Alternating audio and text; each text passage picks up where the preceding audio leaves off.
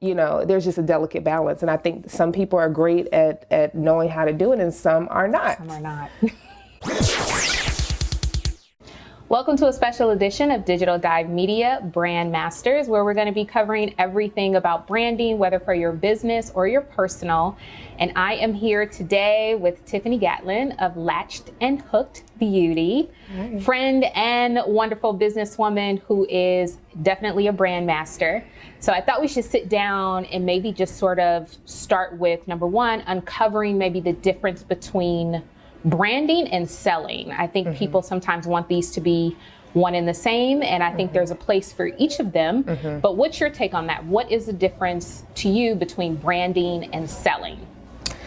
I think the difference between branding and selling is the brand is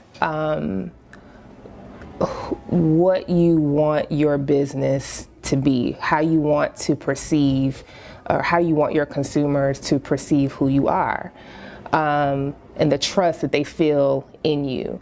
And obviously selling is the pushing of products. And I think that there is a delicate, balance, but I think that for me, what I try to do in my business is make sure that I am not selling so much to my customers, but I'm trying to get them to believe in the brand that is the lifestyle that I want them to live. Like I want them to live this branded lifestyle. So it's not me saying, hey, buy this, buy this, buy this. It's like, are you having a bad hair day? Here is how to alleviate having a bad hair day. So that the brand is, I'm selling them beauty convenience. Oh, okay. That is the brand. Don't you feel maybe like if you're doing branding right, that sort of leads to sales kind of by default? Absolutely. Okay. And it's an effortless thing. If it's done right, you don't have to feel salesy. You're literally offering the consumer something that they want. I read something not too long ago where it says when business owners stop thinking that the product that you have is something that the customer needs, and start making sure that the customer, from a customer's perspective, that they're looking at it like, oh, I want this, I have to have this, So it's like, instead of going to the customer and saying, buy, buy, buy, buy, buy, you literally just have something that they need. So they're literally coming to you because they need this. So I think that it does help you to, if you approach it from the standpoint of figuring out what is it that my customer needs, that it won't feel like a sale. It's just feeling like, oh, I want to get this because this is something that's going to help me. And let's talk for a little bit about your brand. Like, this is how many times for you? Yeah. So I have started a lot of things over my entrepreneurial journey. I became an entrepreneur in 2010. And I think sometimes you just have to kind of feel out things and kind of figure out, where your place is. And it took a lot of try and fail for me to actually, find my place, in entrepreneurship. And so this is my second beauty company. My first beauty company I sold actually last year. And so this time around, I have full control of, of creating things, and really creating a lifestyle brand and not just a hair company. A lot of people are like, oh, you sell hair. No, I don't sell hair. I sell the convenience of beauty and helping my customers, my consumers, find solutions to their everyday beauty issues. And you do a tremendous job of branding. I feel like just watching your path over the years, you seem to pour heavy into brand to kick things off. And it works for you. Like, it's amazing. Why do you choose that strategy where others might say, no, let's just focus on sales because the company's just starting? Like, you seem to, I'm sure you do focus on sales, but you seem to go heavy on brand. You do all these other little strategic branding moves.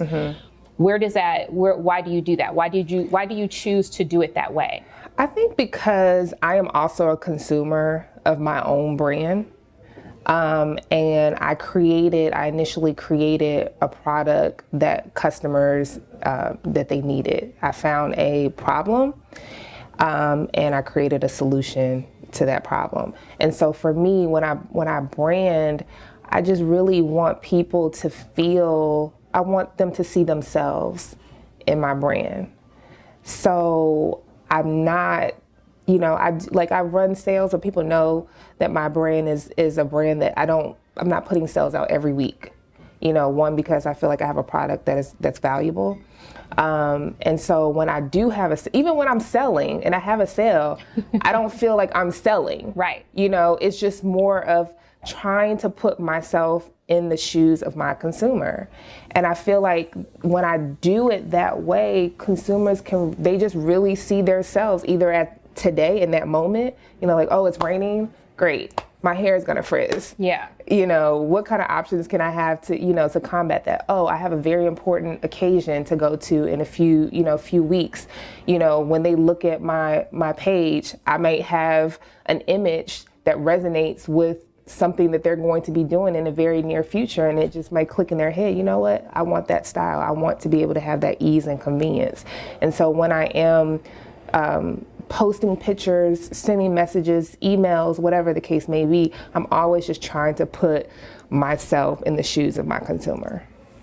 The other thing you do really well, Tiffini, is that you infuse your personal brand into your business brand. And I think we had a conversation like a year ago, and you said one of the things you do is your email marketing is sort of personal, like it's from you, like from the desk of you. You have all these other big brands, they just throw out emails. NARS will send you some. I don't know who runs NARS. Like, right. I don't attach a person to NARS or really any beauty company. Big brands, you have done a really good job of combining like your personal with your business.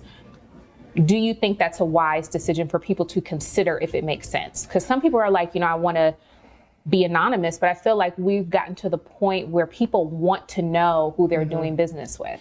Yeah, and I think that we are in an age now where even your bigger brands are trying to figure out how to humanize that brand. Yeah.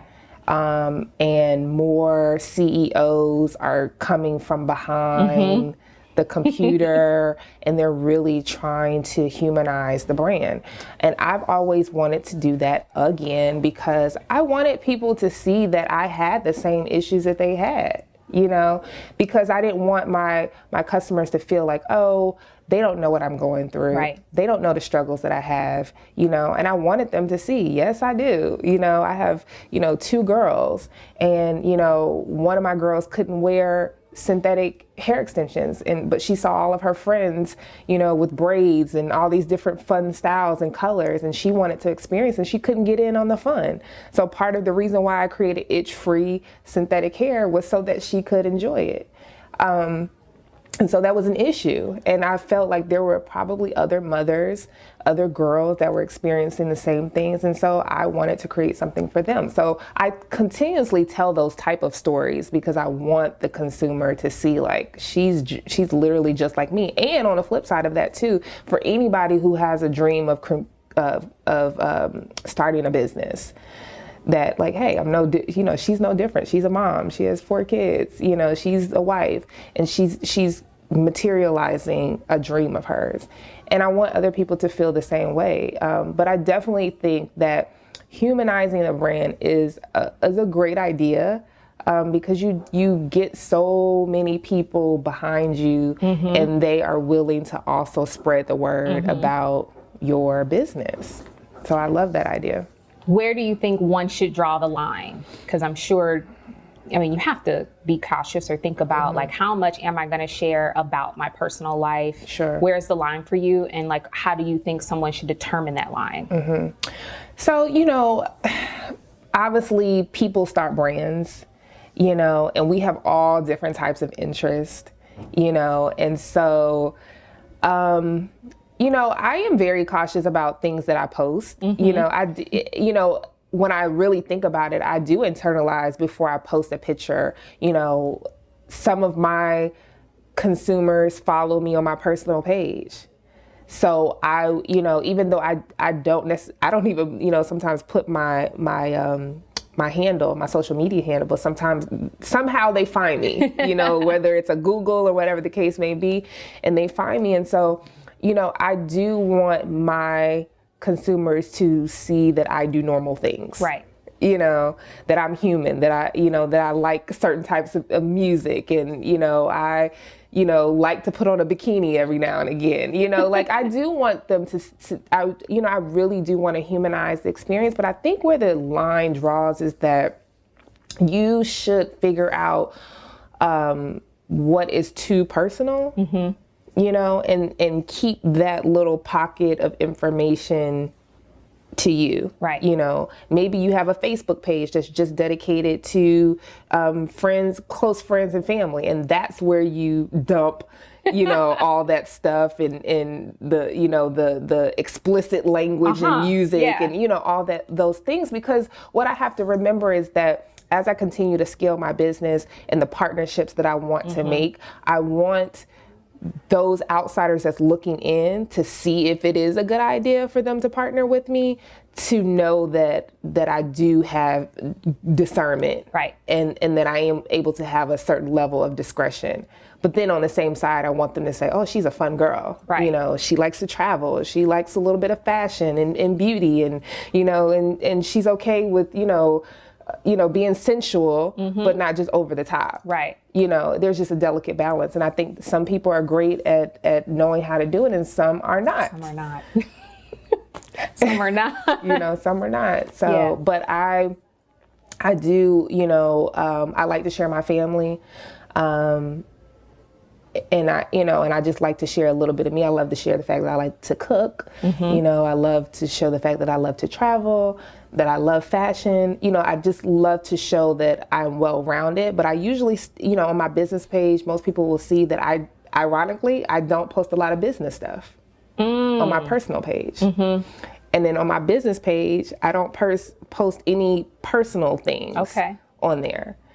And so the reason for that is because on my personal page, I want to show people that as much as I love my business, I do want to have a healthy balance of just being able to do me and enjoy the things that I love to do personally. And on my business page, I want that to be a place for my consumers. I don't want to inundate them with selfies of me, right, and and my kids and all of that. And you know what I mean? Yeah. So like, just, it's just a delicate balance of brand. You just have to know. And I mean, that works for me. That might not be someone else's thing, but I do like to keep the two separate, and I like there to be a distinction between both pages. Speaking of social, one of the questions that I get asked often if I'm presenting or speaking to somebody, or a statement, people, I just don't do social. I just don't do it. So I've always tried to give the advice to think of social media as a tool for your business. And I know your business is digital for the most part, right? And social plays a huge role in your strategy. Yeah. What would you advise to people if their business model makes sense, or even from a personal branding standpoint? Social is just a tool. Like what would you advise somebody on how to think about it and how to use it? Well, first of all, I would say that most people now will go to your social media before they even go to your website. Correct.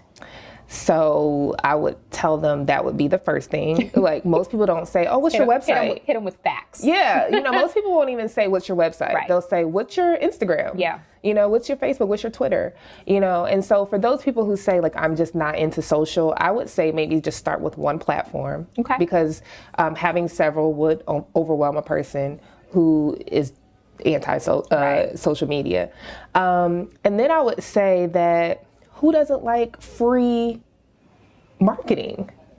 I mean, social media is a free marketing tool. So if you don't have any marketing dollars, it's the most organic way to reach your consumers and not have to have any money. Yeah, and that's the other thing. People ask me that all the time, like, how do I start, or how do I build a brand with no money or very little money? Social media. Social media is the way to do it, and I've done it so many times.